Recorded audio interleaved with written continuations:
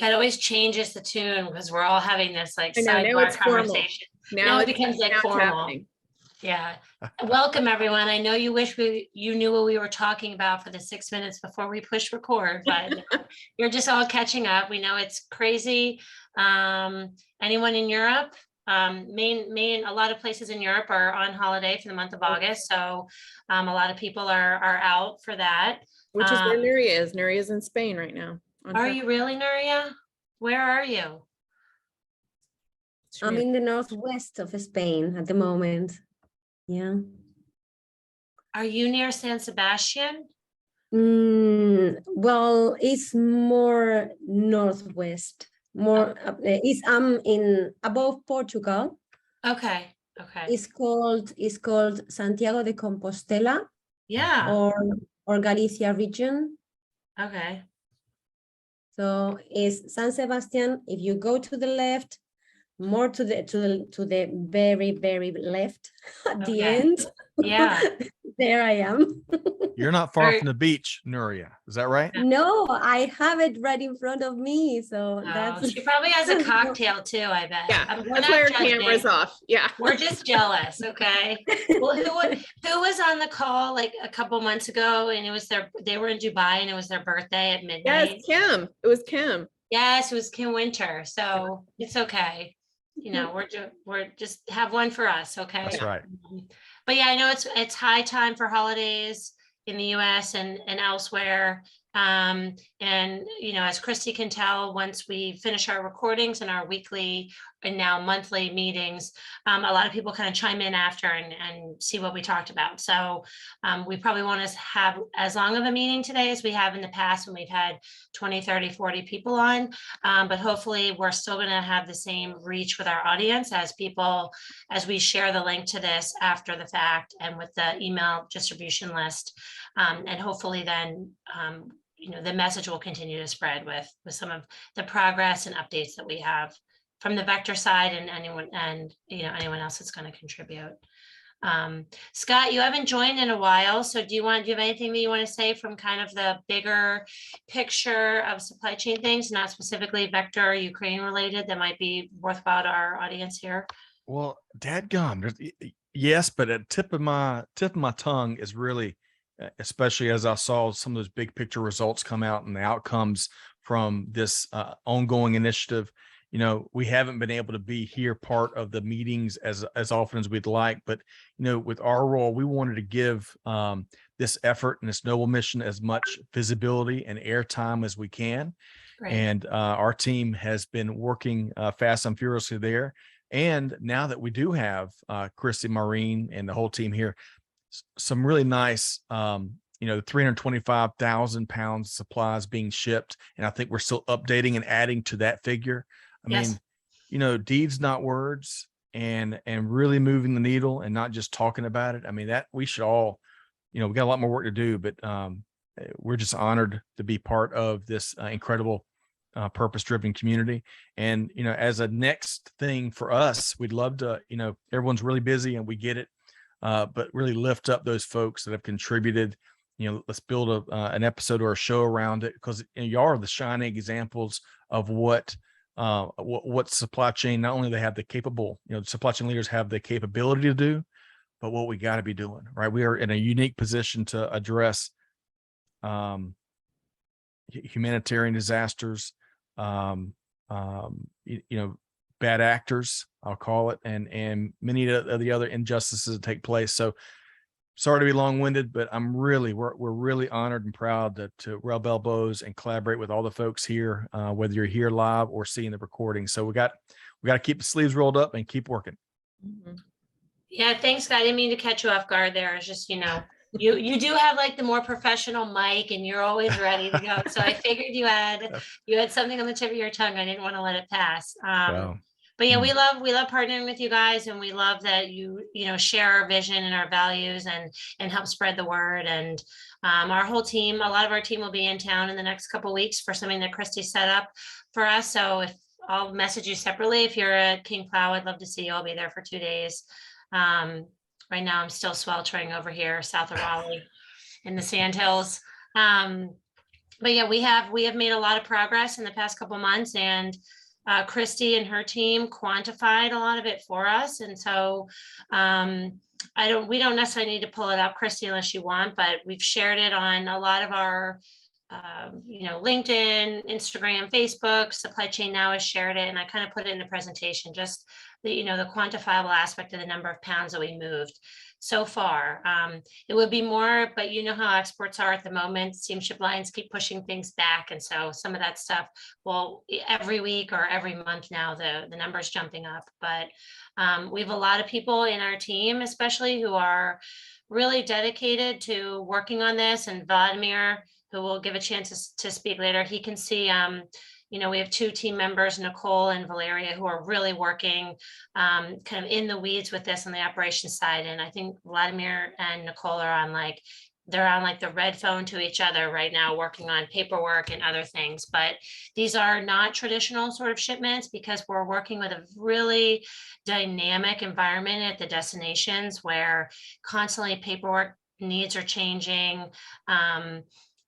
Information's changing, capacity is changing.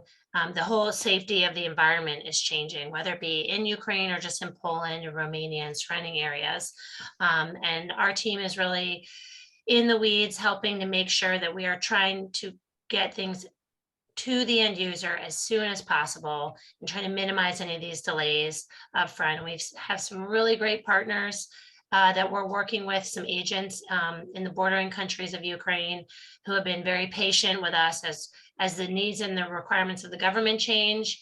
And then we have to go back to our shippers and work with that. Everybody is really doing this for the right reasons. And so I think that makes it a little bit easier when we have some last minute changes, or as Vladimir knows, I don't know, package counts off, or commodities different, or something that we expected. And, we're just working for the right reasons. And so Scott, thanks for the good words, and Christy and her team, you said 325,000 pounds so far have shipped that we've helped coordinate.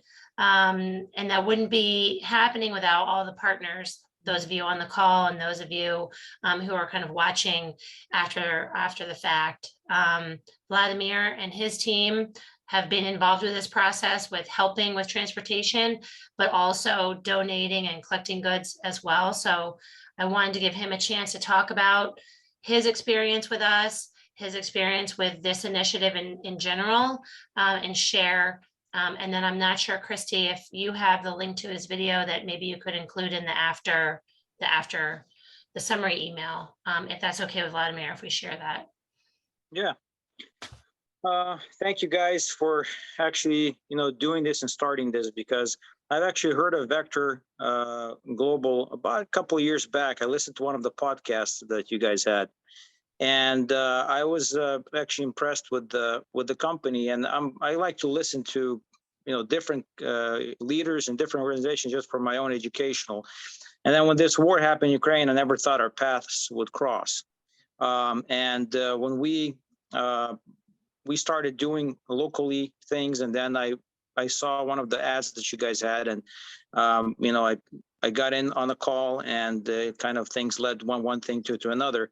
But I'm very happy that we actually did this. I know that we're all busy. We all have our own lives and our own businesses, and we kind of. But it's very important to share kind of the blessing, to share what we get, because it's so easy to get occupied with everything, and just take the time to do the right thing. And it was kind of everything went very well on our part, as far as in Venice, Florida. The city found out that we were doing this, so they put it on their Facebook, and it kind of just rolled from there. And then another party that was doing similar to what we were doing said, hey, let's join forces, let's do this thing together, and then it's when you're doing something for a good, and it's not for your own kind of selfish views or selfish interests, and you join together to do something good, it actually works out beautiful. I mean, just looking at everybody, we're working together and trying to make this work. And I want to give a special thank you to you guys at Vector that you guys really put, this thing together, because it takes somebody to, put it together, and then, other people jump in, and that's what actually makes it work for, for everybody. So I want to thank you guys. Vladimir, don't push all the credit away, because you were the one that because of these calls, you were able to connect us with the General Consulate of Ukraine and helped us get all that performance health material moving, whether it be some of it by air, some of it by ocean. And so I think that I don't want to repeat it every month, but it is one of those examples that we have of people joining this call and connections being made, and it serves the end purpose of we're trying to help others, we're trying to connect people in order to do good, and that without your support and your help and making those connections and making that full circle, that process would have taken longer, and a lot of that stuff is already in the hands of those who need it. So thank you for always coming to the calls and the live streams, and really helping connect your network with our network and others who are attending the call, so we can truly make a difference. So thank you for the good words, but you also deserve a little bit of credit too. Yeah. There's an old saying that success begats success. And I think begats is like an Old Testament word. It's not used as often these days, but really what I'm hearing Vladimir share is, contributions and actions begats. It leads to more contributions and actions. And, one of the things that I've noticed, especially from all the kind of touches between the touches of these planning meetings, is a kindred spirit, the action-driven kindred spirits that are made up here. And, it takes an investment of time and coordination. And I appreciate Maureen, you and Christy and the whole Vector team being really humble about it, but appreciate y'all being the vehicle of coordinating and marshaling incredible leaders and folks that want to do something like Vladimir. So appreciate it. And thanks. We got a couple more. Let's see. Oksana is with us, joined in. And I think we had one other person join. I might have missed them. But I think anyway. they joined and then they dropped off. I didn't see who it was. Okay. Gotcha. Yeah, I'm here. Nice to meet you. Hi, Oksana. Hi, everyone. This didn't time get I a made chance- sure I didn't skip it. I didn't No, miss I the didn't get a chance to correct talk line. about the letters yet. If you want to talk about that a little, because that'll take place, that'll kind of come to fruition in the next couple weeks and months. Yeah, so basically what happened, just Enrique initiated in your schools, I believe. He initiated kids to write supportive letters and just to send this box along with the humanitarian helps that comes from you. And he just asked me for some address where it can be delivered, so it can go to the front to people who need it, to kids, just as a support. And when I heard about it, I really wanted to communicate it to one of our channels here, so they could, say it on news, because it's a really good initiation from the kids. And one channel really went excited right away. So what they will do, they will receive this box from us. It will go directly to the journalist. She gave me her personal address, so the box will be with her, and they will film it partially in Kyiv, just like how they get it from the post, and then how they deliver it, because they have journalists who go to the front, and those journalists can be the deliverers. And they can film the feedback, how the soldiers open it, or some people or some kids there at the front lines, front villages open it. And then let's see what the reportage will be like. And it's a very good initiation. And then Enrique said that we can continue. Maybe we can make some kind of we don't know how it's supposed to be, either platform, either something, or maybe we should start with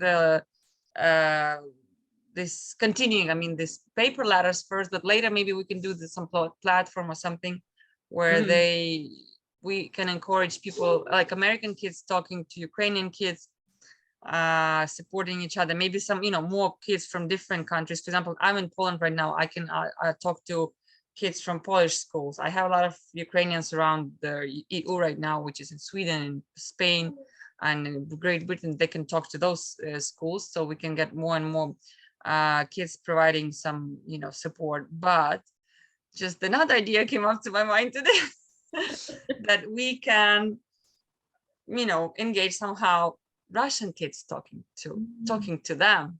That's, I think, most important, because basically Russian propaganda on TV created this war, create people who doesn't believe and doesn't understand that something else, exists apart from what is said on TV there. So that will be really helpful. But that, of course, has to be some kind of platform. I don't believe that they will allow some letters to go in, or anybody who will bring it in will be shot immediately. Like, if they will block the platform, that's the hardest they can do.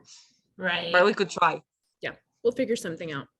Yeah, so we're gonna work right on now that. it's just and at the stage of brainstorming, but we need to keep it moving, and then we will see how it goes, where the demand is, what the coverage will be like. We need to make the coverage as much as possible, and I think we will. And then let's see how it goes. Maybe we will stop, maybe not. Yeah, we're gonna work on that in the next couple weeks. I'm gonna be out of the office for the next 10 days or so. So then I'll be in our Atlanta office. So I'll have a chance to meet with our team there. So we can see how we want to encourage other areas of Vector to share this initiative within the respective countries of where we have team members, and then find a singular or multiple collection points in order to then get the letters over to Eastern Europe. So we'll definitely talk more about that on our next call, but this was a brainstorming session between Oksana and Enrique about continuing the letter writing for children in the US, to write letters to those children in Eastern Europe and really engage them. And again, this is something that's not freight related, because there's not going to be enough letters that they're going in a container. So this is really just us trying to maintain a connection with the population there in order to show our support and create awareness kind of at all different age groups in the US, not just in our specific sphere of logistics. So more to follow on that, for the next call.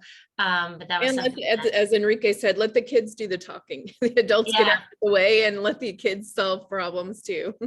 right. Yeah, Well, I'm sure if I That's mention it, yeah, sorry, go ahead. Yeah. Oh, never mind. Yeah, I'm just supporting Christy, we never know how it's gonna go. They will do something, but we don't know. Yeah, I'm sure if I mention to my kids, like, can we make a video about something, they think everything is going to make them go viral. And I'm like, that's not what we're doing. It's a different generation right now than what we're working with. But we're going to have some children make some videos in order to share it, possibly with our classrooms, or things that we can share with our network as well. So it's not just the adults taking part in this awareness initiative. I think it's very important, because technically the next generation, when you're putting a seed right now, and that seed will start, grow, and life will water it, and then they won't make the same, they won't make the mistake that their parents are making, or grandparents with this war and everything like that, especially if you're talking about sending some of them to Russia. I mean, that's something that risky, but I think it could do something good. Yeah. Kids inherit the good and the bad, so we'll put a little more good out there. Right. Yep. And I also think it helps them, have something relatable, because I know, my kids right now, they hear things on the news. And even this morning, because I said, hey, I have my Ukraine call today, so you guys have to go to the neighbors for a little bit. And they're like, things in Ukraine are still going on, and they were trying to guess how many days it's been. And we don't really watch TV in our house that much. And right now with TV, unless you are watching like a local channel, if you're streaming something, you're not seeing the news, right? So children are shielded from kind of what the awareness is of what's going on, because they're not pulling up their tablets to go read the news. I mean, I might be doing that, but I know my kids aren't doing that. So they only are exposed to kind of what we show them when it comes to world events and events like any updates of what's going on in Ukraine or Russia and Eastern Europe. And so this is a way for them to have, I think, a little bit of a connection in terms of something that's more tangible that they can understand, rather than reading the bullet points on, whatever news channel that may or may not be on in your kitchen or something in the morning. So, but yeah, we will have more of that to talk about the next call for sure, as this is just brainstorming is coming up this week. And we are still shipping containers every month. I think for August, we have one already booked for something that Vector's sponsoring. So we still have more opportunity there. We've had a little bit of a dwindling of kind of energy and resources for what people want to ship or have to ship. I know that we just picked up a container yesterday full of books that we're going to Poland with Lisa, who's been on our call before from the International Book Project. So we're excited about that. The container is jam-packed full of books, so it was pretty heavy getting it over to the container yard. But we're hoping that there aren't any delays and that container gets moving as soon as possible. But we definitely are still looking for more resources in terms of items that people want to donate or ship over to Europe, but we're also still sponsoring a container at least a month. And so I think for August, we still have another one that's kind of out there waiting to be claimed, let's say. So spread the word and reach out to us at our Ukraine@vectorgl.com email address, and hopefully we can continue pushing this initiative forward. You know, we will measure the impact as we continue to go and measure if we need to change what we're shipping or how often or how much, but our commitment is there. So we're just adjusting it with what the market, and the market being the shippers and those donating, et cetera, with supply and demand. I got a question while we're talking about this. I'm actually, my nephew in Portland, Oregon, he's been kind of contacting a lot of the emergency vehicle garages to see if there's some ambulances that they could donate. Would it be possible if we do get some to ship those with a container, or?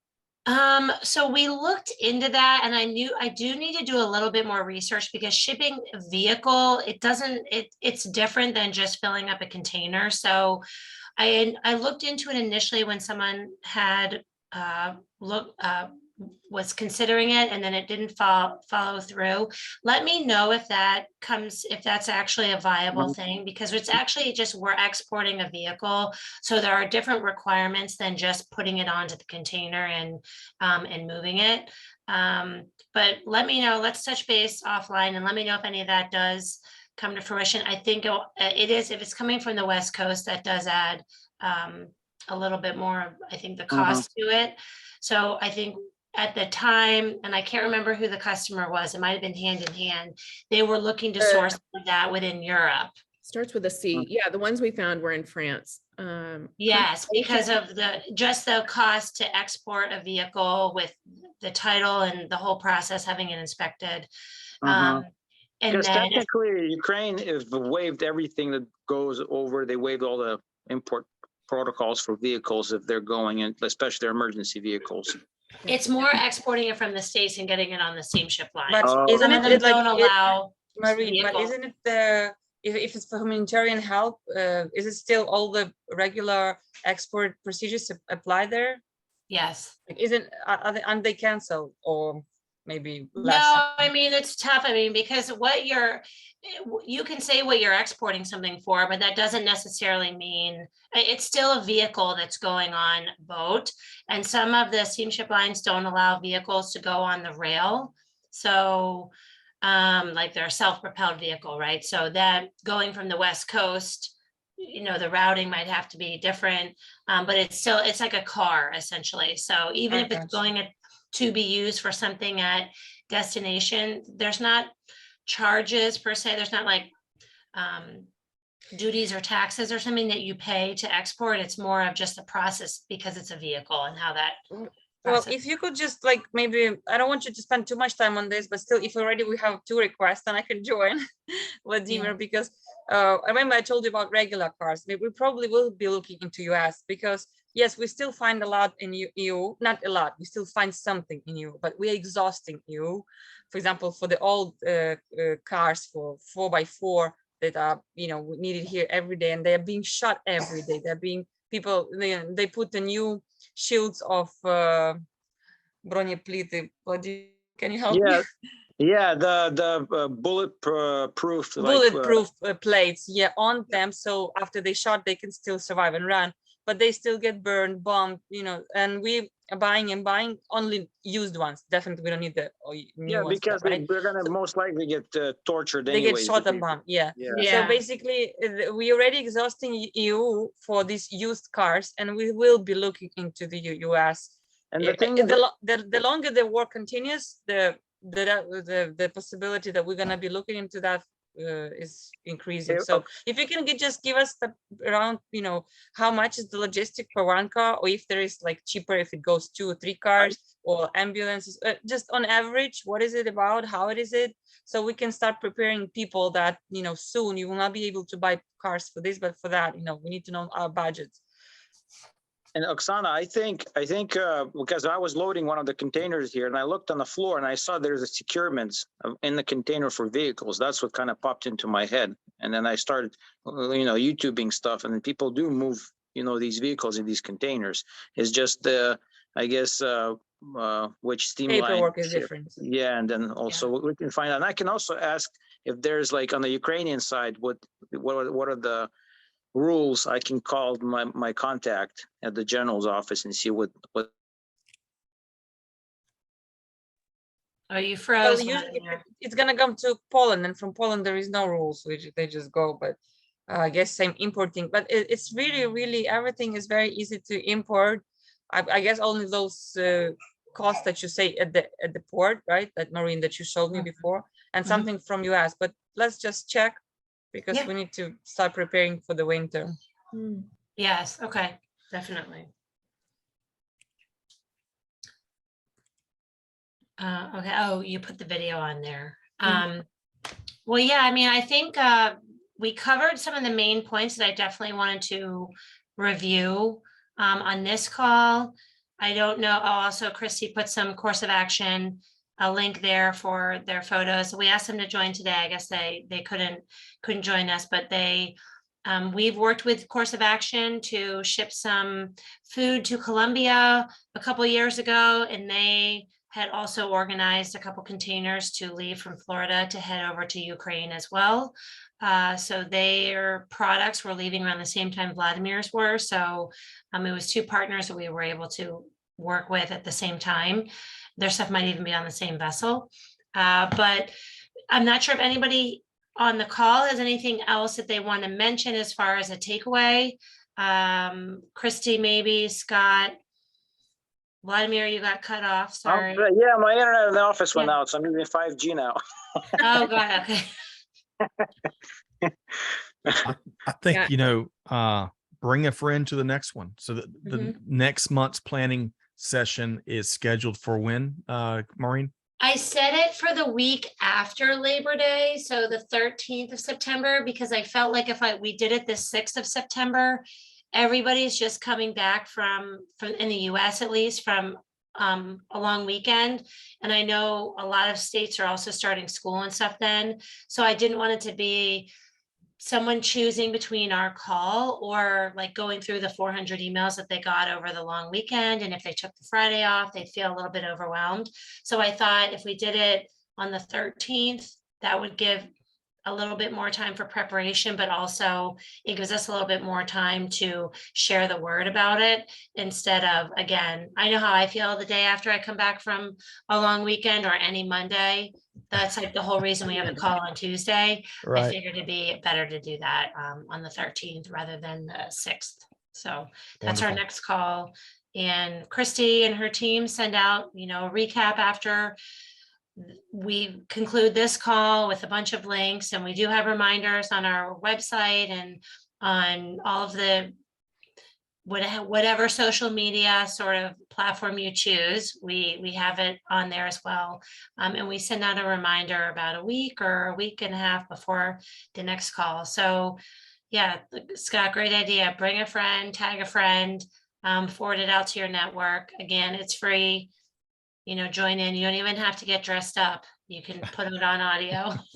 Right. That's Yeah. true. I think the other thing is just which, you know, we all know because we show up here, but of course, last month we had the Afghan earthquake. Now we have things going in Taiwan. So there's always something else coming up as well. Lots of course, other amazing worthy causes for people to dedicate their time and resources to. But this is kind of where we're digging in, and we know people that are showing up here doing the same. And yeah, we had lots more people at the beginning showing up, and now we have a few less people showing up. And, I'm sure that will continue because there's just cause fatigue as well. And so, just keep remembering Oksana and her fellow countrymen and everyone that's going through this terrible circumstance, and how we can keep supporting them, keep them in our minds, keep them, keep talking about them, and keep getting support over there. So that's obviously what we're committed to, and hopefully we'll get a new wave of interest with these children's letters and things like that. But yeah, it's a long-term effort, and we're here for it.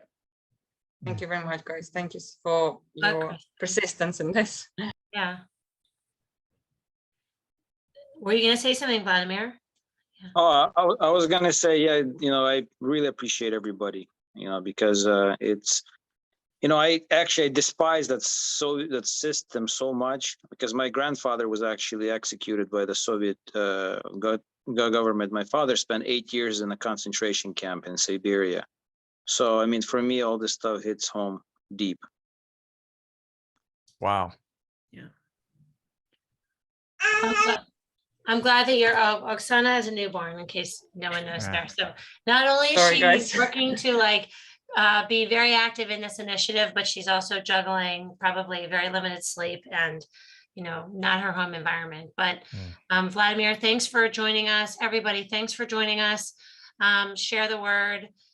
Enjoy the rest of your, summer, and please, come to the next call if you can, and come with maybe some ideas of more things that we can do to help, because as you can see, our scope is not very limited. We have a very broad scope, and we're willing to think outside the box in terms of what can we do to help others. So yeah. Just one thing that I really missed from the very beginning of our sessions is some, I don't know, sheet or place or whatever, where all the contacts are. For example, when I needed to find those contacts that before you sent them to me, I went to each call text, chat text, and I was looking for the emails there, and I didn't.